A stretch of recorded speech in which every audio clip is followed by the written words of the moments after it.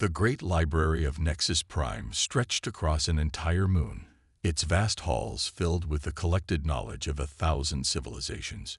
Within one of its quieter sections, a single figure hunched over ancient texts, his 4 eyes straining in the dim light. Trell was not like other historians, where his peers sought the glory of well-documented imperial rises and falls. He chased whispers and legends. Today, those whispers had led him to a dusty corner of the archive few had visited in centuries. "Deathworlds," he muttered, his secondary hands carefully turning pages while his primary hands took notes. Why does no one believe? The texts before him spoke of planets with impossible conditions, crushing gravity, wild temperature swings, constant natural disasters, and aggressive life forms. According to the ancient records, these harsh environments produced equally harsh species, beings of remarkable durability and aggression. Most modern scholars dismissed these accounts as primitive exaggerations. After all, the Galactic Union now spanned thousands of worlds, and none matched these fearsome descriptions. The very idea that intelligent life could evolve in such conditions seemed absurd to most. Professor Trell, "The archive closes in 30 minutes," called an attendant from the doorway. Trell waved acknowledgement without looking up. He needed every minute. Tomorrow, he would face the academic council and once again defend his research focus. His funding hung by a thread. Later that evening, Trell stood in his modest apartment, surrounded by holographic displays of his findings. Maps of unexplored regions, fragments of ancient trading records, and comparative planetary data filled the air around him. "The evidence is there," he said to the empty room. "Somewhere out there, at least one Deathworld must exist." A soft chime interrupted his thoughts. The communication screen on his wall activated, showing the face of Dorn, an old friend who worked in the diplomatic corps. "Trell, good to see you haven't been buried under those ancient scrolls of yours." "Not yet," Trell replied with a smile. "What brings you calling at this hour?" Dorn's expression grew serious. "Something that might interest you. A new species has petitioned to join the Union. They call themselves humans, from a planet called Earth. Another peaceful trading civilization, I assume." Trell tried to hide his disappointment. "That's just it," Dorn said, leaning closer to the screen. "Their world.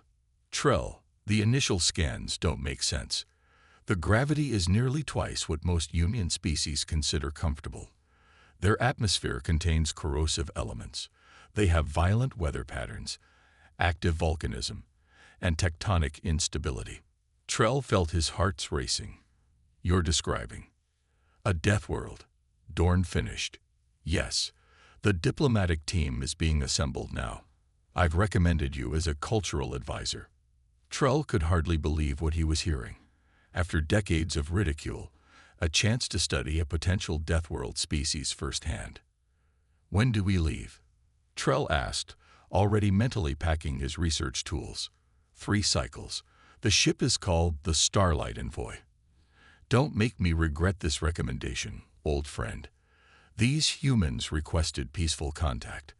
The last thing we need is a xenobiologist treating them like laboratory specimens." After the call ended, Trell stood motionless in his apartment. Could it be true? Had he finally found proof of the legends? One thing was certain: the academic council would have to wait. Trell had more important matters to attend to now. The Deathworlders were real, and he was going to meet them. Captain Vose stood on the bridge of the Starlight Envoy, his smooth blue skin reflecting the glow of Earth on the main view screen. Unlike most diplomatic vessels, the Envoy had been specially reinforced for this mission. The preliminary scans had made that necessary. "Final approach to Earth orbit," announced the pilot. "Local authorities have granted us landing clearance." Voss turned to where Trell was frantically taking notes. "Professor, are you ready to make history?" Trell looked up, all 4 of his eyes wide with excitement. "Captain, if the initial readings are correct, we are about to meet beings who evolved on a world that should not support complex life. I have been ready for this my entire career." The ship descended through Earth's atmosphere, buffeted by air currents stronger than anything in the Union's standard terraforming protocols. Several crew members gripped their stations tightly, unaccustomed to such turbulence. "Gravity compensation at maximum," reported the engineer. "Even so, everyone will feel heavier once we land." When the landing ramp finally opened, the crew was met with their first shock.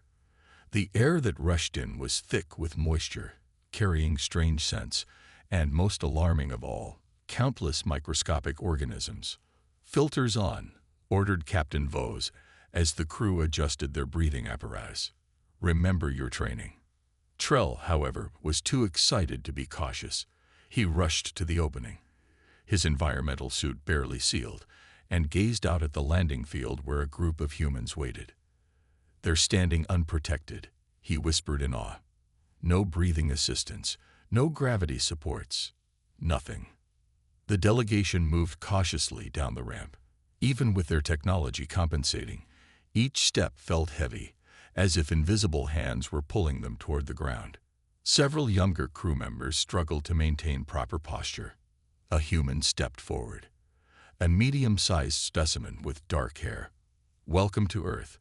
I'm Director Bell of the International Space Agency. We're honored to receive the first official delegation from the Galactic Union." Captain Vos performed the formal greeting gesture. "The honor is ours. I am Captain Vos of the Starlight Envoy." As introductions continued, Trull could not take his eyes off the humans. They moved with casual ease in conditions that were straining advanced Union technology to counteract. More shocking still, they seemed completely unaware of how extraordinary this was. The delegation was escorted to a building where the formal welcoming ceremony would take place. Along the way, Trell activated his scientific scanner, discreetly gathering data on everything around him. "Captain," he whispered, "these readings can't be correct.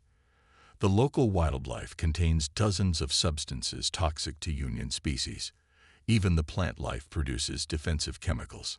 Is it dangerous to us?" Vos asked with concern. "Not through our suits, but—" Trell paused, watching a human child nearby eating something from a small container. "Captain, they're ingesting substances that would kill any Union citizen instantly." The human delegation led them into a large room with windows overlooking a bustling city. Outside, dark clouds gathered on the horizon. "Looks like we'll get some rain later," remarked Director Bell casually. "Nothing serious, just a small thunderstorm." The alien visitors exchanged nervous glances. Thunderstorm, translated in their language databases as destructive electrical atmospheric discharge event. "Is evacuation necessary?" asked Captain Vos, trying to sound diplomatic. The humans laughed, a sound that made several crew members jump. "Goodness, no," said Bell. "It's just a bit of lightning and rain. Happens all the time here." As if to punctuate this statement, a flash of lightning illuminated the sky, followed by a tremendous crack of thunder. While the alien delegation flinched collectively, the humans didn't even pause their conversation. Trull's recording device captured it all. The evidence was undeniable. Earth wasn't just a death world. It was the death world of legend, and humans had conquered it so completely they no longer recognized its horrors. 1 month after first contact, the Galactic Union established a permanent embassy on Earth. The structure stood out among human buildings, a sealed environmental bubble where alien diplomats could exist in comfortable atmospheric conditions. For Trell, who had insisted on staying, it was both home and research center. Today, he sat across from Mike, a human historian assigned to the Cultural Exchange Program. Between them lay a table filled with books, digital displays, and artifacts. "So you want to understand human history?" Mike asked, pushing a thick textbook forward. "Where should we start?" Trell hesitated, perhaps with how humans view their relationship with Earth. Most species in the Union consider their homeworlds to be nurturing environments. Mike nodded thoughtfully. "Interesting place to begin.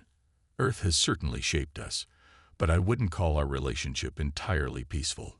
Over the next 2 hours, Trull's recording devices captured what would later be described in his reports as deeply troubling content. Mike calmly described ice ages, plagues, natural disasters, predators, and countless environmental challenges that had threatened human existence throughout their development.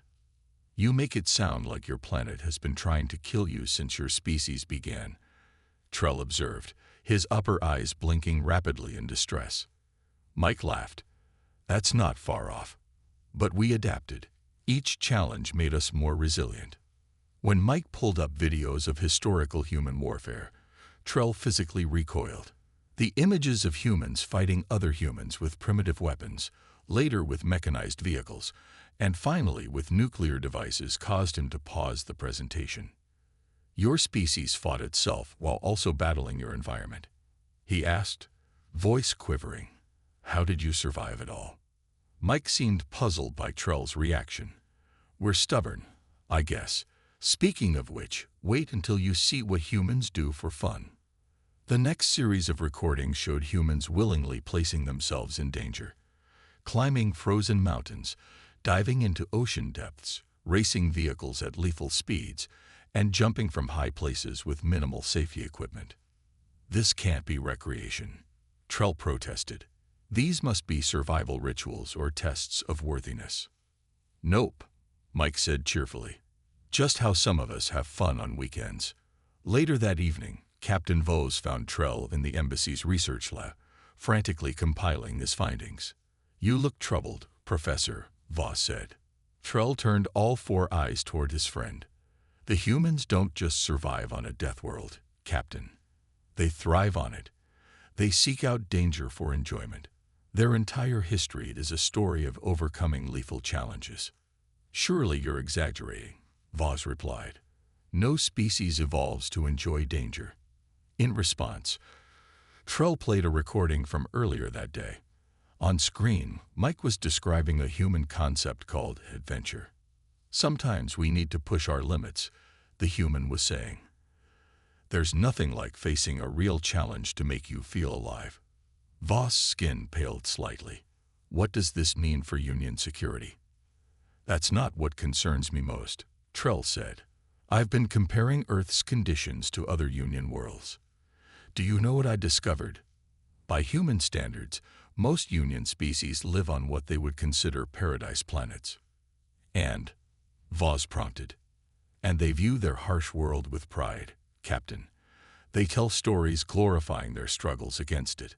Their popular entertainment celebrates humans who face impossible odds." Trell pulled up images of human fiction, stories of lone survivors in wilderness, tales of resistance against overwhelming forces, and narratives of triumph through suffering. "They don't just accept hardship," Trell concluded. "They transform it into something meaningful, perhaps even beautiful." "Is that admiration I hear, Professor?" Vos asked cautiously. Trell looked at the images of humans accomplishing what should have been impossible. "Perhaps it is. The question now is, what happens when a species that evolved to overcome constant challenges joins a community that has forgotten such struggles?" Outside the embassy windows, lightning flashed across the sky as another Earth storm approached. Inside, the aliens watched with new understanding as humans walked calmly through the rain. The research vessel, Horizon Seeker, wasn't designed for rough conditions. Its sleek hull and delicate instruments were built for calm space and gentle planetary surveys. Now, as it plummeted through Earth's atmosphere with failing engines, those design choices proved disastrous. "Impact in 30 seconds," shouted the pilot, a Union citizen named Krell whose six-fingered hands worked frantically across emergency controls. Beside him, Dr. Mira, the human science officer, remained surprisingly calm. "Aim for the trees," she instructed. "They'll cushion the impact better than the rocky ground." The ship crashed through the upper branches of an old-growth forest before slamming into the earth. Metal screamed against wood and stone as the vessel carved a long scar through the wilderness. When silence finally fell, Dr. Mira was the first to move. She unbuckled her safety harness and checked the pilot. "Krell, are you conscious?" The alien nodded weakly, one of his arms hanging at an unnatural angle. "The others. Check the others." The research team had included 3 humans and 7 Union scientists from various worlds. Dr. Mira found most alive but injured. Professor Trell had a nasty gash across his upper torso, but was using a medical kit to treat a more severely injured colleague. "Communication systems are destroyed," reported Jack, the human security officer, after checking the wreckage. "And we're at least 100 miles from the nearest settlement." This news sent visible ripples of fear through the alien crew members. On their home planets, being stranded even a few miles from civilization could be a death sentence. Here, on Earth, with its predators, weather extremes, and challenging terrain, 100 miles seemed impossible. "We need to establish shelter before nightfall," Dr. Mira said, taking charge. "The temperature will drop considerably after dark." The aliens watched in disbelief as the 3 humans efficiently salvaged materials from the wreck, gathered nearby resources, and began constructing a makeshift camp. Most disturbing to the aliens was how the humans seemed to have prepared for this possibility. "You carry blades in your everyday clothing?" asked Trell, watching Jack pull a multi-tool from his pocket. Jack shrugged. "Just a pocket knife. Basic survival gear." "You consider potentially lethal weapons to be basic." By evening, the situation had worsened. Dark clouds gathered overhead, and distant howls echoed through the forest. The temperature was indeed falling rapidly, and several of the alien scientists were showing signs of serious stress. "They won't survive the night without better shelter and heat," Dr. Mira whispered to Jack, glancing at their extraterrestrial colleagues. What happened next would later be described in Trell's official report as demonstration of evolved Deathworld survival capabilities exceeding all theoretical models. Jack disappeared into the forest and returned carrying various materials, certain plants, stones, and branches. With practiced movements, he created fire using only primitive friction methods. He fashioned insulating bedding from plant materials and constructed a rain barrier using nothing but what the forest provided. "Where did you learn these skills?" asked Trell, watching in fascination. "Boy Scouts, then later military training," Jack replied as if it were common knowledge. "Most humans know at least the basics." When heavy rain began falling, accompanied by thunder that shook the ground, the aliens huddled in terrified groups. Meanwhile, Jack stood watch at the edge of their shelter, seemingly unbothered by the conditions that the aliens found horrifying. On the 3rd day, before the rescue team arrived, a large predatory animal approached their camp. The aliens froze in terror, recognizing death in the creature's eyes. Jack calmly positioned himself between his colleagues and the threat. Using only a sharpened branch and his understanding of animal behavior, he drove the predator away without harming it. "How are you not afraid?" Trell finally asked as they watched the creature retreat. Jack turned to the alien professor, his expression thoughtful. "I respect the danger, but fear doesn't help you survive. Adaptation does." In that moment, Trell understood something fundamental about humans that his research had only hinted at. Earth hadn't just hardened humans physically. It had forged their very psychology into something uniquely suited for survival against all odds. General Dorax of the Galactic Union Defense Force stood rigidly at the observation deck, his scaled skin reflecting the harsh lights of the training facility. Below, separated by reinforced glass, humans and alien soldiers prepared for a joint exercise designed to evaluate Earth's potential military contribution to the Union. "I still believe this is unnecessary," said Advisor Pell, the slender diplomat who had opposed human integration from the beginning. "No single species has ever warranted special military assessment." "No single species has ever evolved on a confirmed Deathworld," replied Professor Trell, who had been invited as a scientific observer. "We must understand their capabilities." The exercise began simply enough. Teams of mixed species would navigate an obstacle course, perform tactical maneuvers, and demonstrate weapons proficiency. Standard evaluation protocol. What wasn't standard was what happened next. The alien participants, each selected from the Union's most capable military forces, struggled immediately with the gravity settings, calibrated to match Earth's natural pull. Even with their powered assist suits, their movements were labored and slow. The humans wore no special equipment. "Are they not using gravity compensation?" General Dorax asked, leaning forward. "They don't need it," Trell answered quietly. "This is their normal environment." When the endurance portion began, the differences became impossible to ignore. The humans completed the full course while most alien participants required medical attention halfway through. The few who finished did so long after the humans had completed their cooldown exercises. "This can't be accurate," muttered Advisor Pell. "They must be using unauthorized enhancements." Captain Vos, who had joined the observation team, shook his head. "All participants were scanned before entry. The humans are unmodified." The weapons demonstration proved equally alarming. While Union soldiers handled their energy weapons with technical precision, the humans displayed an intuitive adaptability, quickly mastering unfamiliar weapons and improvising when equipment malfunctioned. Most disturbing was the hand-to-hand combat session. The instructor had to stop the demonstration when it became clear that even the gentlest human soldiers could easily overpower opponents twice their size. "Enough," General Dorax finally announced. "I've seen what I needed to see." In the debriefing room afterward, tension hung in the air as the Union officials reviewed the data. The humans had been dismissed. A decision Trell suspected was made to allow the aliens to speak freely.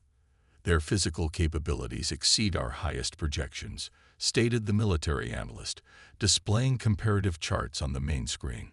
"Their endurance, strength-to-weight ratio, and damage resistance are beyond any known sentient species.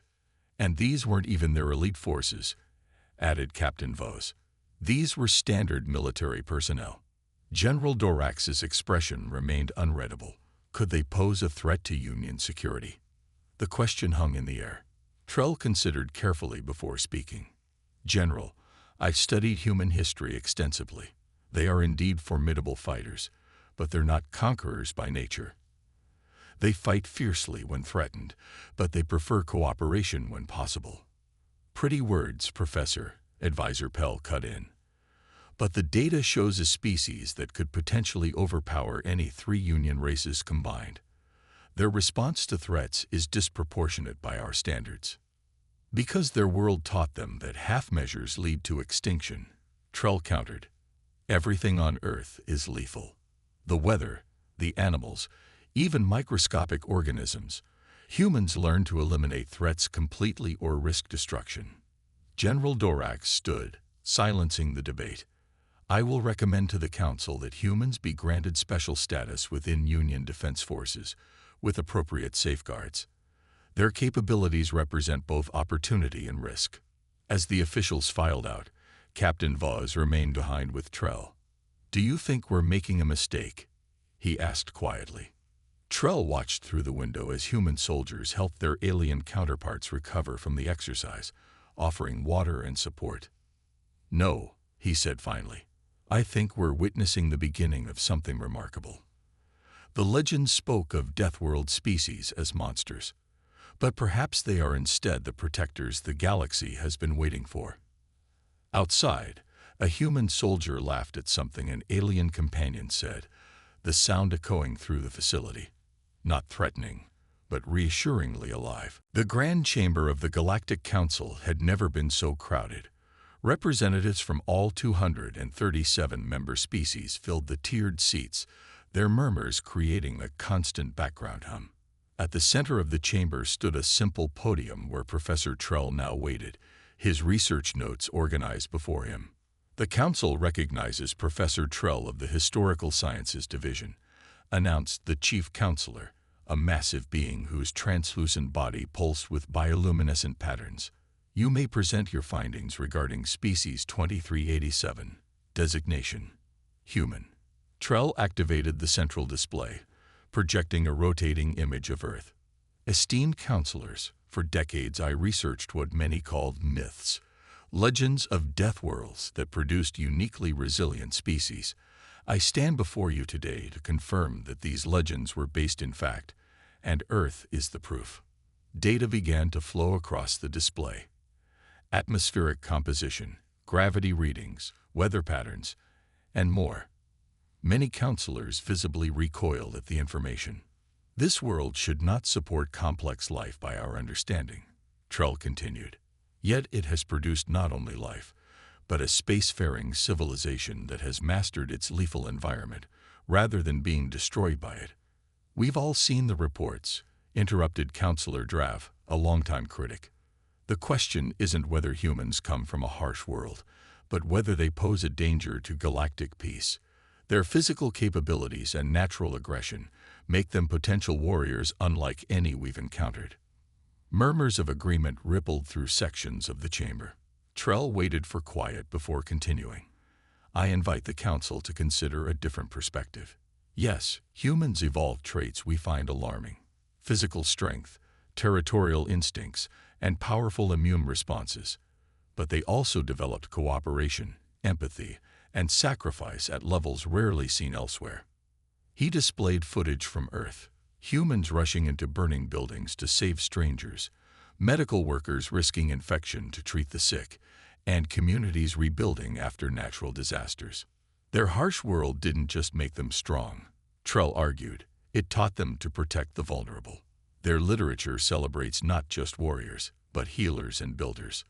Their heroes are those who give of themselves for others. Counselor Pell rose from his seat.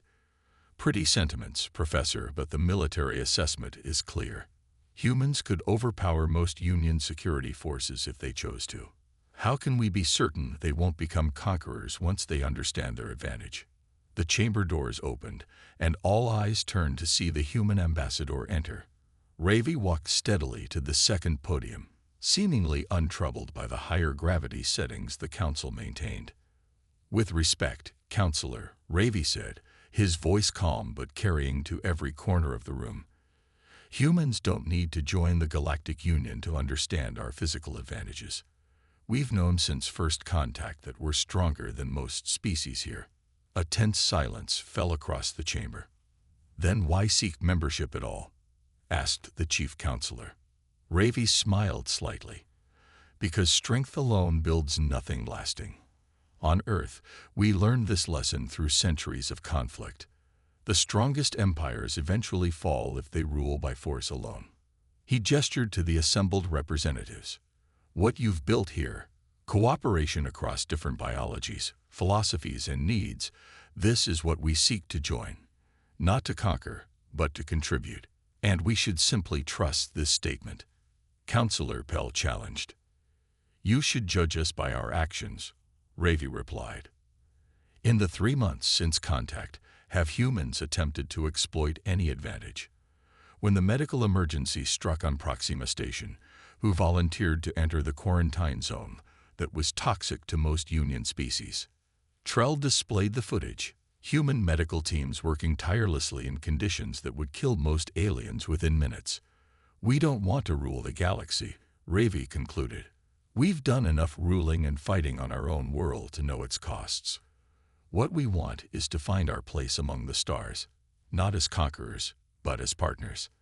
When the vote came, it was closer than many expected.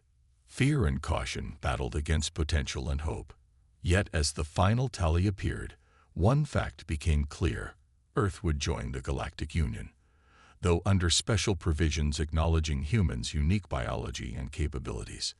As the council adjourned, Trell approached Ambassador Ravi. That went better than expected, the professor said. Ravi nodded. People fear what they don't understand. Our job now is to help them understand us. And if they never fully do? Trell asked. Then we'll just have to show them instead, Ravi replied, looking out at the stars visible through the chamber's grand window. That's another thing Earth taught us. Actions speak louder than words. 1 year after Earth's formal admission to the Galactic Union, Professor Trell stood on the observation deck of the Union rescue vessel Swift Response. Below, through swirling toxic clouds, he watched a team of humans moving confidently across the surface of Keldor IV, a mining colony devastated by a chemical explosion. Remarkable, said Fleet Commander Jax, who stood beside him. No other species could survive those conditions without full environmental suits. The humans are using only breathing apparatus. Trell nodded. Their skin naturally resists many toxins that would kill others instantly, just one of many adaptations from their homeworld. On the planet's surface, the human team had reached the collapsed mine entrance. While the ship's sensors showed temperatures approaching levels dangerous even for humans, the rescue workers showed no signs of distress as they began clearing rubble to reach trapped miners. 6 months ago, those miners would have died, Jax observed. We simply didn't have the capability to reach them in time. And now we do, Trell replied quietly. The past year had seen a transformation in how the Galactic Union employed human abilities. Initial fear had given way to cautious integration, and then to genuine appreciation as humans took on roles that had previously been impossible to fill. They became deep space explorers, venturing into radiation zones too dangerous for other species. They formed specialized rescue teams for natural disasters. They became the frontline defense against biological threats, their robust immune systems handling pathogens that would devastate other populations. Bridge to observation deck came a voice over the communication system. Professor Trell, there's a transmission for you from Central Archives. In his private quarters, Trell accepted the call. The screen showed the aged face of Headmaster Voon, who had once rejected Trell's research proposals. Professor, the headmaster began, looking uncomfortable, the Council of Knowledge has reviewed your latest submission. Your definitive work on Deathworld species has been accepted for addition to the core archives. Trell blinked all 4 eyes in succession, his people's expression of profound surprise. I thank you, Headmaster. Don't thank me, Voon replied. The evidence speaks for itself. Your work has fundamentally changed our understanding of evolutionary pathways.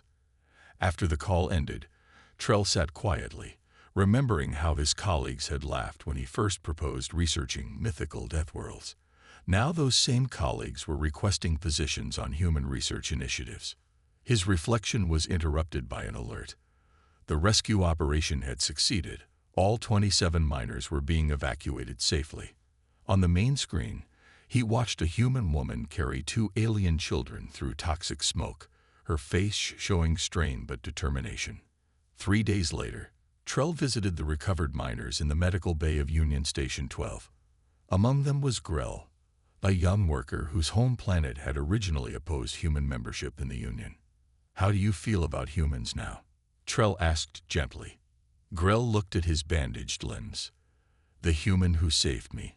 She carried me 2 miles through conditions that would have killed anyone from my world in minutes. When I asked why she would risk herself for a stranger, she said it was simply what humans do. He paused. My people were wrong about them. As Trell prepared to return to his research facility, he received notification of new Union legislation passing with unprecedented support, the Deathworld Protection Initiative. Under this program, human teams would be stationed throughout Union space, ready to respond to crises too dangerous for other species to handle. The final piece of Trell's life work came together when he visited Earth one last time. Standing under open sky, feeling the planet's heavy gravity and breathing its oxygen-rich air through a filtration mask, he recorded his concluding observations. The legends spoke of Deathworlds as places of monsters, he dictated. But Earth has taught us that extreme environments don't just create strong bodies, they forge strong hearts. What makes humans remarkable isn't just their physical resilience, but their determination to use that strength to protect others. A human child ran past, laughing in the sunshine, completely unaware that she was living effortlessly in conditions that would kill most sentient beings in the galaxy. The Deathworld legends weren't warnings, Trell concluded. They were promises of protectors yet to come.